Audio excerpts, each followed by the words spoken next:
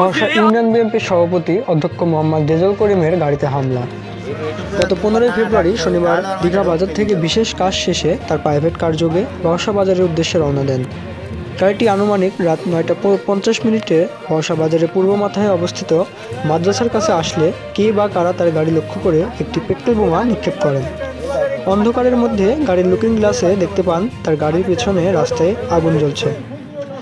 এটি দেখতে পাওয়ার সঙ্গে সঙ্গে গাড়ি থেকে নেমে তিনি আগুনের কাছে যান এবং একটু দূরে তার গাড়ি চালক কিছু কাঁচ সদৃশ্য বস্তু দেখতে পান।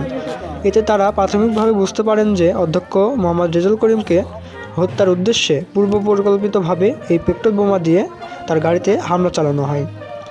এই বিষয়টি জানাজানি হলে বর্ষা ইউনিয়ন বিএনপি, ছাত্রদল, স্বেচ্ছাসেবক দল, যুব দল সহ সকল পর্যায়ের নেতৃবৃন্দ বর্ষা বাজারে একটি বিক্ষোভ মিছিল করেন এবং বিএনপি সকল পর্যায়ের নেতৃবৃন্দ এই ঘটনার তীব্র নিন্দা ও প্রতিবাদ জানিয়েছেন এবং সেই সাথে উক্ত ঘটনার সাথে জড়িত তাদের আইনের আওতায় আনার জোর দাবি জানিয়েছেন।